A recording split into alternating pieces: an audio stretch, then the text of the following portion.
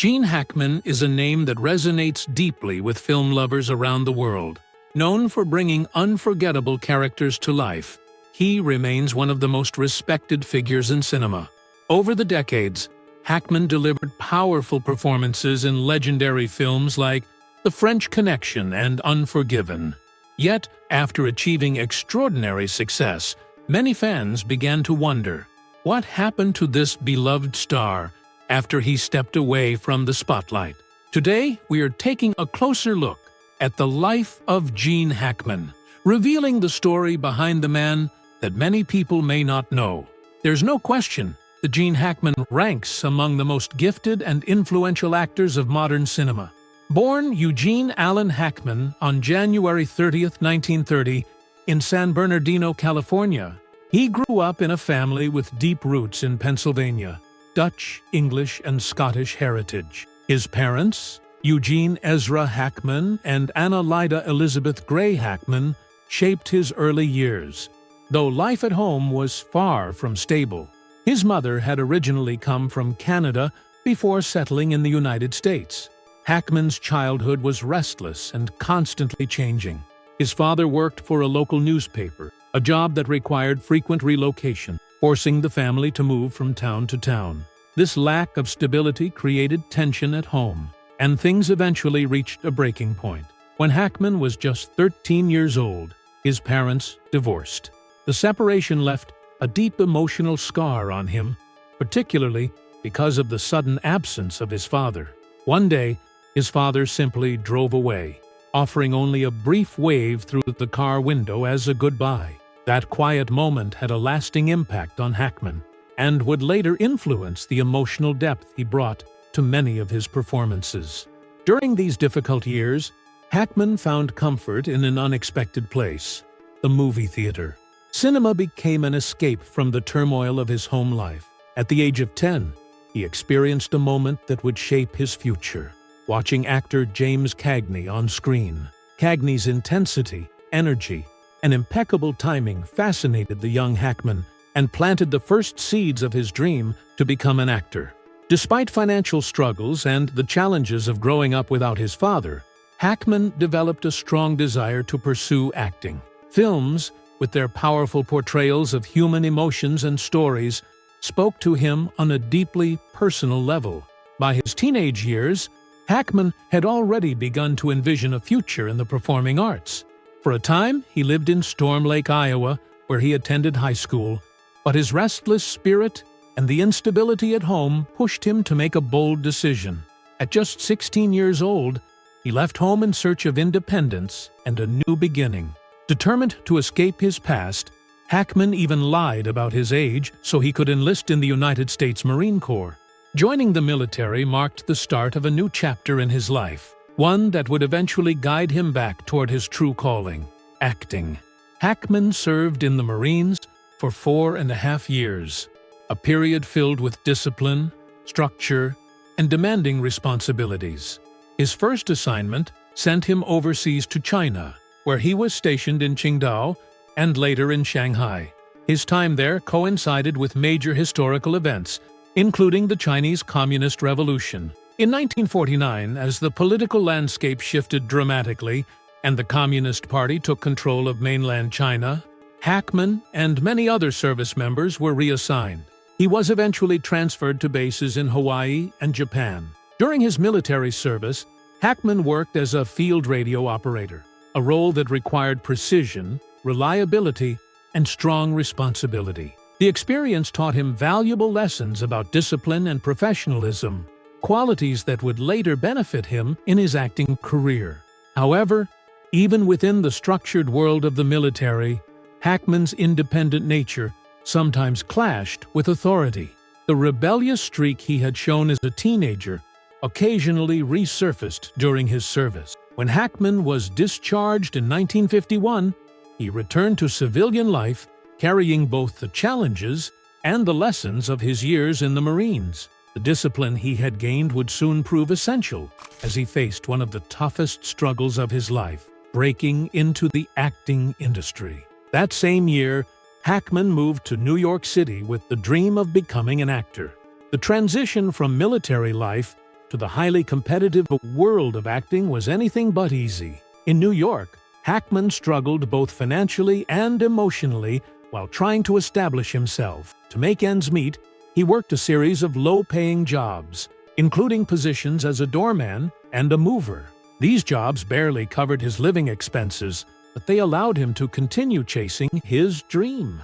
Auditions were frequent, but success was rare. Rejection became a constant part of his life, and at times, the criticism he received nearly convinced him to give up entirely. Things began to shift when he enrolled at the Pasadena Playhouse in California. Known for its demanding training and fierce competition among students, the program was far from easy. In fact, Hackman faced harsh criticism there. At one point, fellow students voted him as the classmate least likely to succeed in the acting profession. Ironically, it was during this difficult period that Hackman formed a friendship with another struggling actor, Dustin Hoffman. Both men were living in poverty, often struggling just to afford basic necessities. Yet their friendship provided encouragement during some of the hardest moments of their early careers. That bond, built through shared hardship and determination, would play an important role in strengthening Hackman's resolve to keep going despite the obstacles in front of him. Through his time at the Pasadena Playhouse, Hackman built the essential skills that would later support his success in Hollywood. Gene Hackman's first major breakthrough in film came in the 1967 classic Bonnie and Clyde. In the movie, he played Buck Barrow, the brother of Clyde Barrow. Hackman delivered a memorable performance that quickly caught the attention of critics and filmmakers. His role earned significant praise and helped establish him as a rising talent in Hollywood, opening the door to many new opportunities. Following the success of Bonnie and Clyde, Hackman's career began gaining momentum. The turning point arrived in 1971, when he was cast as the tough and determined New York City detective Jimmy "Popeye" Doyle in the critically acclaimed film The French Connection. His portrayal of the gritty police officer was widely praised, and Hackman won the Academy Award for Best Actor for the role. The film itself became a huge success, admired for its realistic depiction of police work and its legendary car chase sequence, which later became one of the most iconic scenes in cinema history. The 1970s proved to be another remarkable period in Hackman's career. In 1974, he starred in The Conversation, directed by Francis Ford Coppola. In the film, Hackman portrayed Harry Call, a surveillance expert struggling with moral dilemmas as he becomes increasingly troubled by the consequences of his work. The movie received multiple Academy Award nominations and won the prestigious Palme d'Or at the Cannes Film Festival, further cementing Hackman's reputation as a powerful and versatile performer. Another memorable role from this era came in 1978, when Hackman appeared as Lex Luthor in Superman. The character allowed him to explore a completely different genre. After portraying intense roles in crime dramas like The French Connection and psychological thrillers like The Conversation, Hackman stepped into the world of superhero fantasy.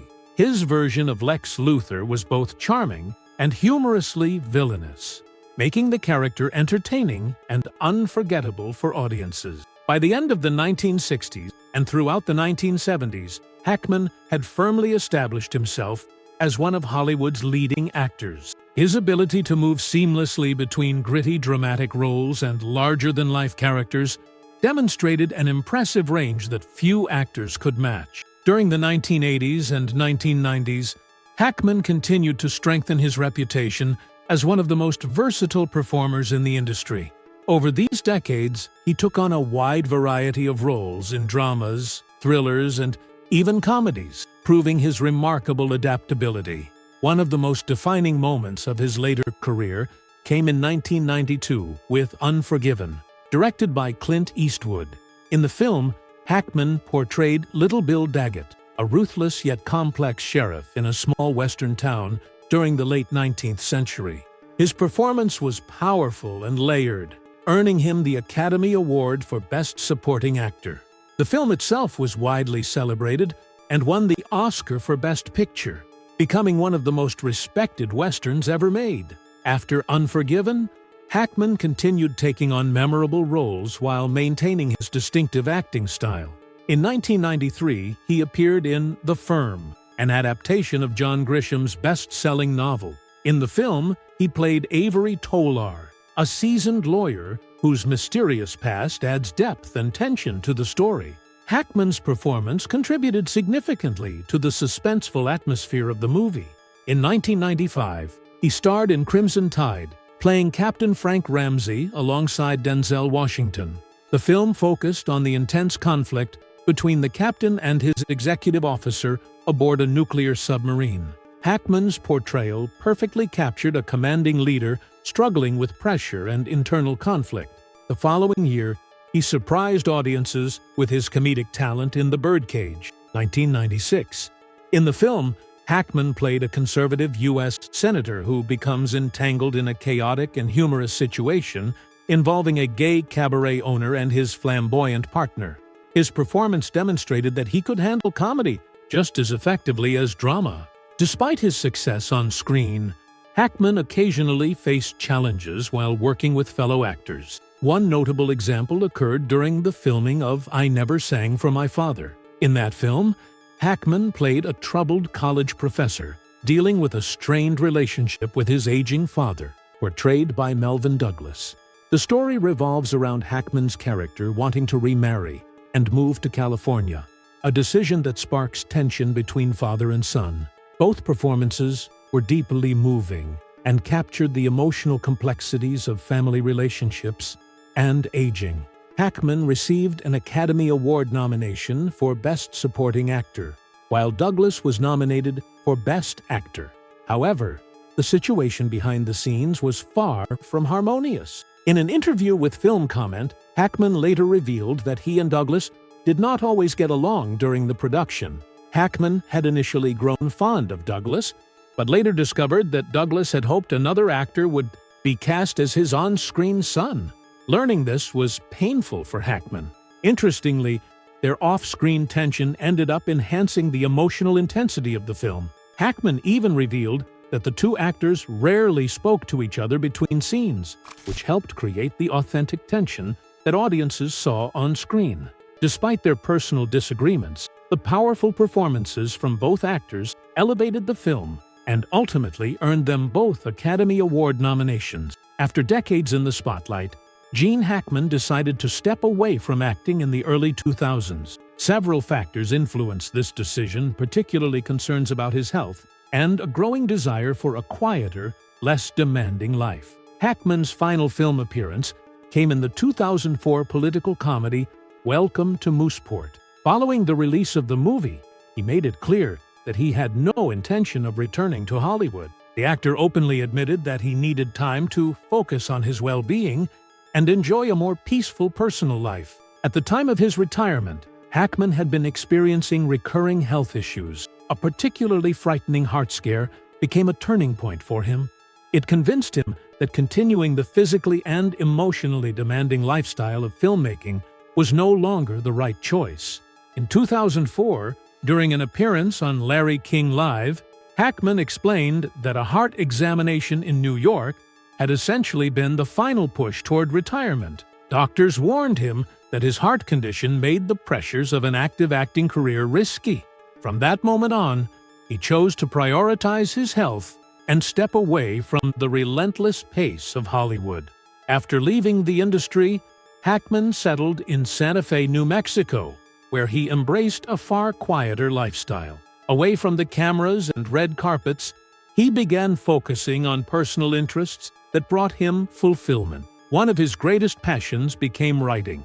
Hackman co-authored several historical fiction novels with undersea archaeologist Daniel Lenihan, including Wake of the Perdido Star and Justice for None. Writing allowed him to continue telling stories, but in a way that was far less physically demanding than acting on film sets. The creative process gave Hackman a new outlet for his imagination and storytelling abilities, skills he had refined throughout his acting career. Life in New Mexico also offered the privacy and tranquility he had long desired. After spending so many years in the public eye, Hackman found joy in the simple beauty of nature. He often spent time cycling along the scenic trails surrounding Santa Fe, maintaining the hobby well into his 80s, despite his earlier health concerns. His Santa Fe home reflected his personal tastes as well. Known for its beautiful architectural design and spacious surroundings, the house showcased Hackman's appreciation for design and comfortable living. In recent years, Hackman has remained largely absent from Hollywood events and public ceremonies. Unlike many retired celebrities, he chose to step away, not only from acting but also from the spotlight itself. Public appearances became extremely rare, usually limited to occasional interviews connected to his books or book signing events. For Hackman, retirement represented more than simply ending his acting career. It was a deliberate decision to protect his health and pursue happiness away from the pressures of fame. This new chapter allowed him to enjoy his accomplishments while exploring different passions without the constant attention that often accompanies success in Hollywood. Family life also became a central focus during his retirement. Throughout his life, Hackman was married twice and became the father of 3 children. His first marriage was to Faye Maltese in 1956. Together, they had a son, Christopher Allen Hackman, and 2 daughters, Elizabeth Gene Hackman and Leslie Ann Hackman. The couple remained married for nearly 3 decades before divorcing in 1986. Several years later, in 1991, Hackman married Betsy Arakawa, a talented classical pianist. The two eventually settled together in Santa Fe, New Mexico, where they built a peaceful life away from Hollywood's constant attention. Their home, which was once featured in Architectural Digest in 1990, became a symbol of Hackman's transition from movie star to private citizen. In interviews and rare public appearances, Hackman has occasionally reflected on his long career and the legacy he leaves behind. While he expresses pride in his many achievements as an actor, he often emphasizes the importance of personal growth and happiness in his later years. For Hackman, his legacy is not defined solely by the iconic characters he portrayed on screen. It also lies in his dedication to evolving as a person and continuing to pursue new passions long after his Hollywood career ended. Many fellow actors have described him as a generous and deeply committed scene partner who brought intensity and authenticity to every role. His dedication to the craft of acting and his respect for the collaborative nature of filmmaking earned him admiration from colleagues throughout the industry. Today, Gene Hackman's contributions to cinema remain unforgettable. Across a remarkable filmography, he portrayed a wide range of complex and memorable characters that captivated audiences around the world. His performances continue to inspire both viewers and actors alike, proving that his influence on the world of film remains powerful, even years after he stepped away from the screen.